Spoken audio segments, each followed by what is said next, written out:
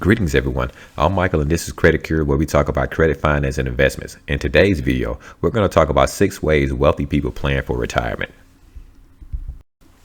Planning for retirement can seem complicated, but much of the process often comes down to consistency and having a long-term vision.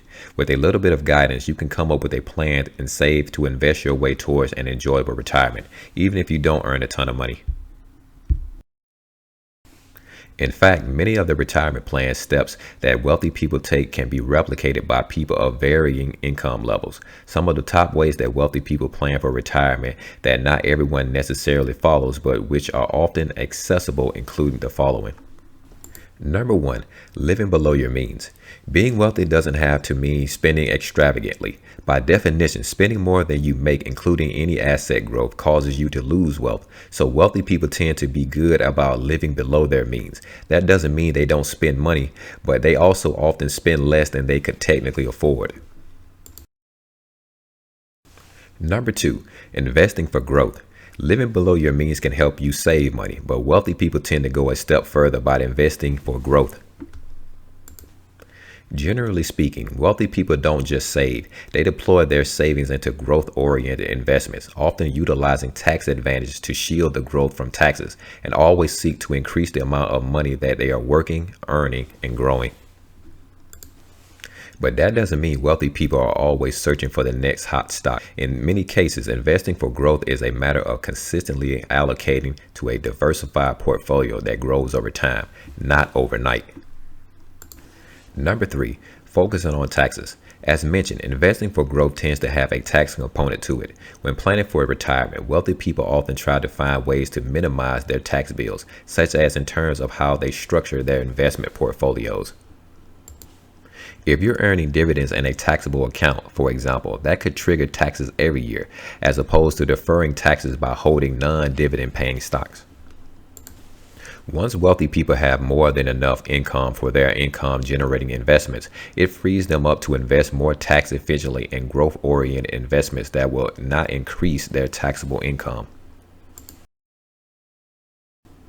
Since they don't need any more income, they can treat their surplus assets as an accumulation portfolio, one with no money coming out of it, which is more tax efficient than a distribution portfolio, one with a periodic income payment being taken out of the portfolio.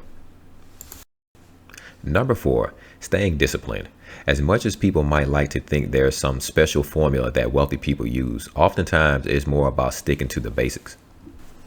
That includes factors such as living within your means, minimizing taxes, maintaining adequate liquidity for emergencies, saving and investing as much of your discretionary income as possible, allocating your money into growth-oriented asset classes that have the capability to outpace inflation, not panic selling during bad markets, and not over-investing in good markets. Number 5, focusing on the long term. Retirement plans can take decades, so part of being disciplined means maintaining a long-term outlook. Wealthy people tend to be very good at staying on track and not losing sight of their long-term goals. The short term is less important to the wealthy. For example, the stock market historically has gone up over time, with the S&P 500 returning an average of 6% to 7% after inflation. But if you look at each year individually, you will often see much bigger swings. So focusing on the long term can help your retirement savings grow without requiring you to consistently meddle with your investments. Number 6, maintaining sufficient liquidity. Lastly, wealthy people tend to plan for retirement while paying attention to their liquidity needs. Maintaining sufficient liquidity is one of the things that wealthy people do. It protects you from having to sell any liquid assets at a fire sale price because you need to get out of any investment quickly in order to meet liquidity needs. However, this is one area that non-wealthy people might not emulate in the same way, considering that liquidity needs can vary significantly based on your financial picture. Wealthy people generally have a vast liquid reserve of capital that allows them to pursue opportunities into high-growth private equity, real estate, or other such liquid investments. Liquid means that the money cannot readily be turned back into cash until a liquidity event takes place, which usually takes years to occur. Wealthy people have enough liquidity to be able to tie up money in such investments. Those who have not yet established a sufficient pool of liquid capital that they could access in the event of an emergency should not be considering highly liquid investments. That said, most of these core principles can be followed by people of all income levels. The amount earned, saved, and invested might differ, but the core concepts often remain the same.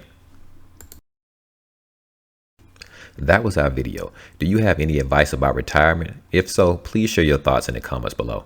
Thanks for watching and enjoy your day.